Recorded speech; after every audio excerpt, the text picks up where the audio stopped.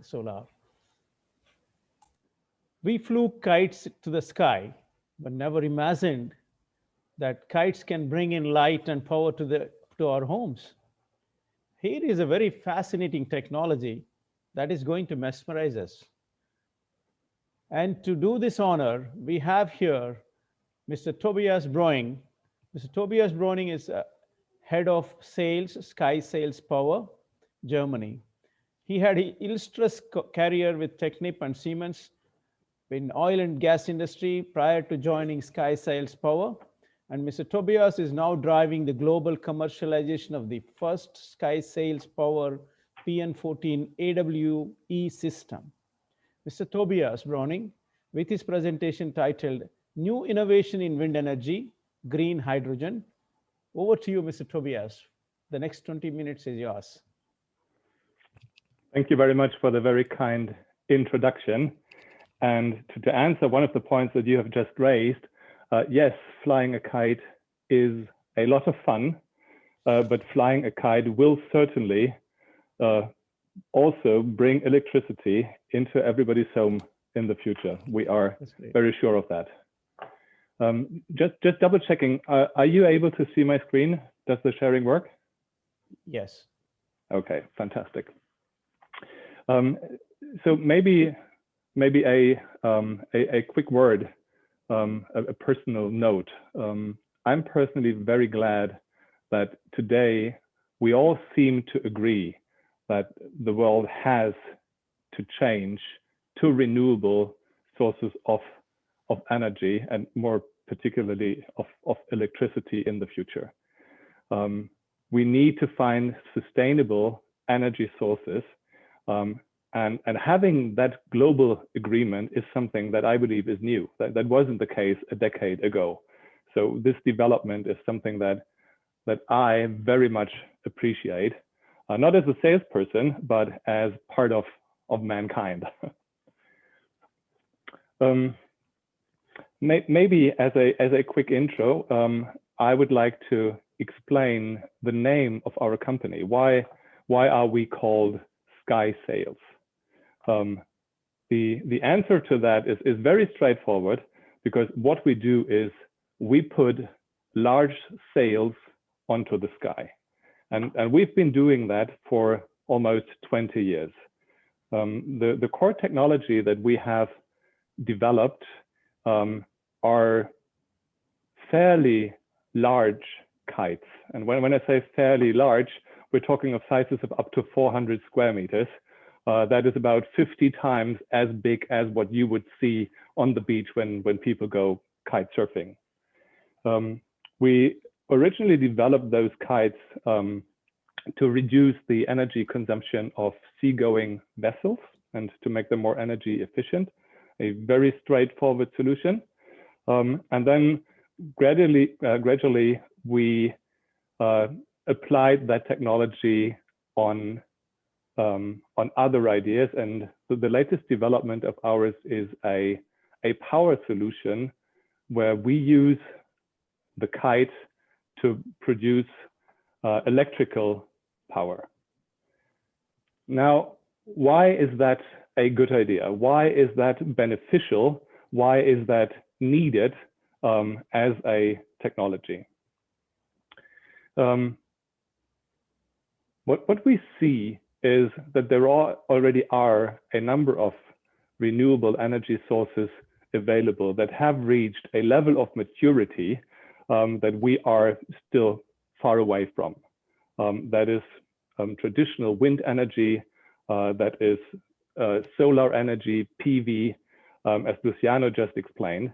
But those technologies have not yet enabled us to really change from fossil fuels to something that is renewable.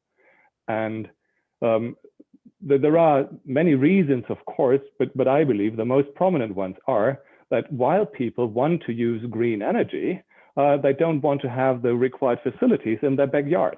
They are not exactly pretty. And the other point, again, is something that we already touched on today. Most of the good spots have already been taken. And if we have to cover all of Malta with solar panels, I believe there will be a significant pushback from the local population with a good reason.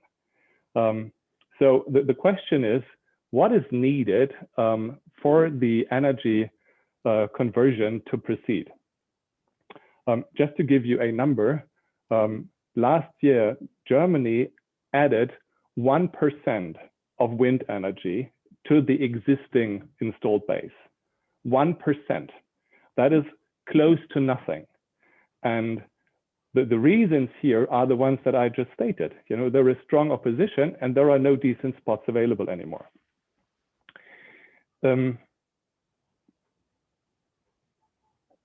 What is it that we can do about it? We believe that harvesting energy from the sky using kites can be part of the solution that we're all seeking. And the reasoning is somewhat similar to what we just learned about floating photovoltaics.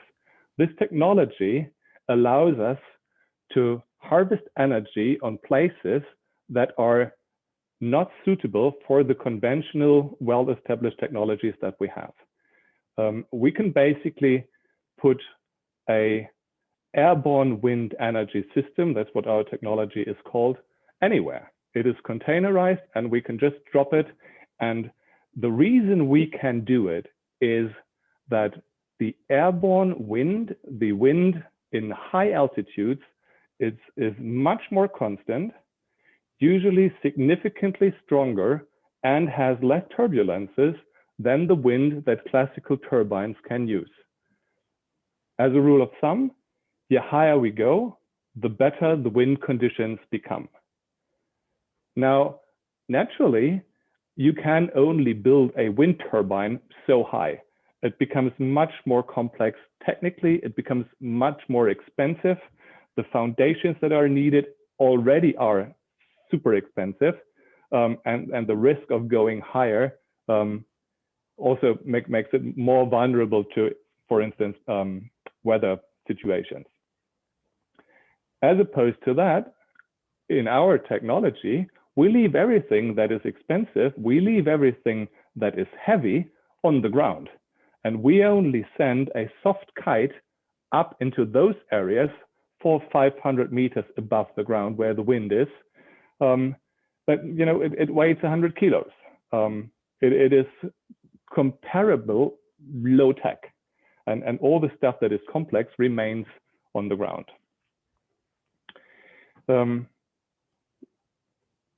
What's the benefit of doing it? From a construction point of view, as I said, it is much more simple and much cheaper. It also has a benefit when we look at the capacity factor. With winds at altitudes of 400, 500, 600 meters being so constant, our technology is probably the only renewable energy source that is base load capable. We know that photovoltaic depends on the sunlight. We know that classical wind turbines have capacity factors and good locations of like 50%. Our technology is base load capable, which means that we can produce electricity up to 85, 90% of the time. And as a ballpark figure, we're looking at up to 6,000 full load hours a year, which is unrivaled. Now, when I'm comparing our technology with other sources of renewable energy, I want to make very clear that we don't consider ourselves in competition with those technologies. We believe that the main benefit comes from combining different technologies, because they all have their advantages and they all have weaknesses. And depending on what's needed, depending on the local load profile, for instance, there usually is an ideal combination of different technologies. And we believe that airborne wind and a base load capable wind energy system is part of that solution.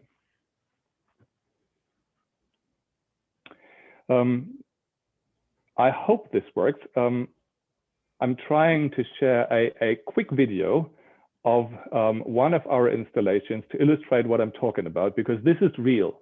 This technology does exist, and it has been feeding electricity into the German grid for almost 2 years now. Can you see the movie? Does that work? Okay. Yes, yes, yes. Great, thanks. Yes. So what we see here is the launch of a 100 square meter kite in northern Germany. And what it does here, it is flying in 8 shape figures in what kite specialists call the power zone. That is where you have the highest wind energy forces that you can use for energy generation.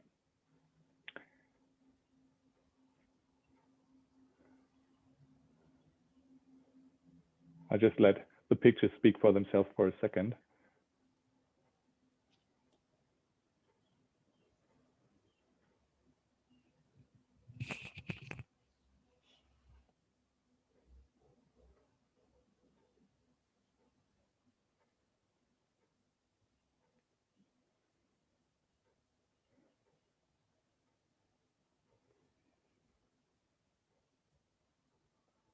All right. Thanks. So these were, this is footage from one of our sites in northern Germany. This is an on-grid system that is, as I said, feeding electricity into the German grid. What we can see here is the difference compared to conventional wind turbines. Our system is containerized, and when you are there, it is very difficult to actually see our system. The kite is so high up in the air that it really needs some searching to spot it. The visual impact is very small. You can hardly hear it. There is no shadow, there is no flickering. Everything that people oppose on classical wind turbines doesn't exist with our technology. Which is why we see that it can be applied in many different situations. It can be applied in difficult to access locations where it is very difficult to install a wind turbine, where it might be impossible to deliver the 70-meter long blades. Our containerized solution can basically be delivered anywhere where there is a road. We can put it onto vessels to produce electricity on seagoing ships. We can use sites that are where the wind situation is not sufficient for classical turbines, because when on the ground, there only are 3 meters per second, 400 meters up in the air, there usually is substantial wind. We can install our... 6 minutes to go. Wonderful, thank you. We can install our system in locations with challenging weather conditions, because as opposed to a wind turbine, we can land our kite in a few minutes and prepare for a hurricane. We can easily go offshore and put the kite onto a floating platform, which allows us to install wind energy in deep water settings. And one of the core applications is we can replace diesel generators in remote areas, basically plug and play. A quick look at what the system looks like. We basically have 3 components. We have the kite, that's very straightforward. And we have the ground station with the generator, with the electrical wiring components, etc. And as a third component, we have what we call the control pod. You might consider it the autopilot that is steering and maneuvering the kite in the air. And that really is the heart of the system. The biggest challenge for us was to develop an autopilot that is capable of not only keeping the kite in the air 24 hours a day, 7 days a week, but to also always automatically maneuver it into the most efficient position where the energy situation is the best. Having said that, where the energy situation is the best, our system does not produce electricity continuously. We have a power mode where the kite is flown into a position where the energy production is maximized. And that is when the kite is flying these 8-shaped figures and is pulling a rope from a winch. The winch is connected with a generator, and that's how we produce electricity. The rope, or the tether as we call it, is like 800 meters long.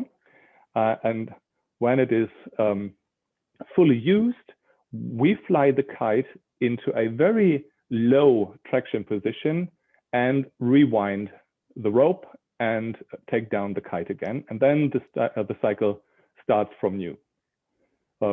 So we sometimes call it the yo-yo. The kite goes up in these 8-shaped figures, and then we pull it back. And that goes on forever. We've seen that. The operational altitude usually is between 200 and 400 meters, but we continuously monitor the wind speed and the power that we generate, and we optimize the flight altitude. So this is not a given. This is fully controlled by our autopilot system, and it can go higher if needed. We do need a significant amount of space, but the ground station itself is very small. In fact, as I said, it's containerized. It is a 30-foot container, and the space we need basically is airspace.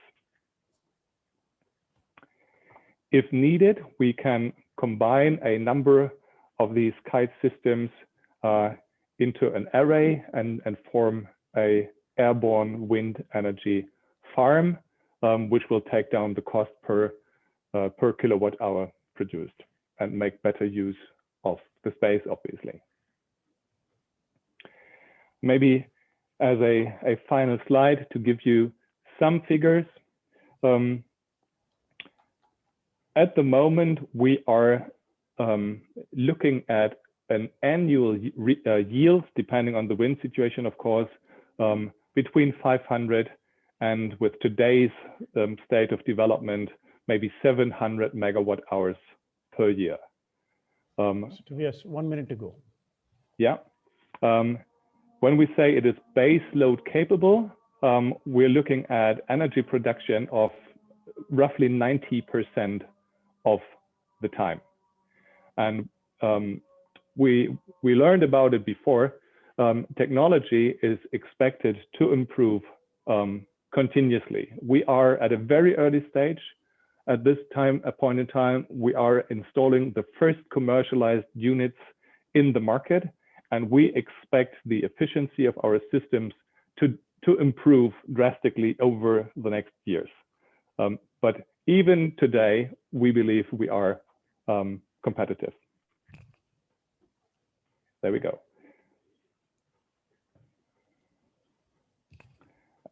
Okay, so this would be the final slide, and then I realize time is up. We are a German-based company. We are happy to be approached by interested parties from all over the world.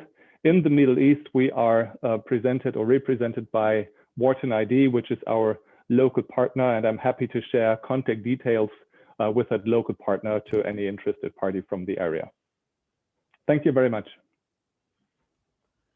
Thank you very much, Mr. Tobias. That was a very interesting presentation indeed.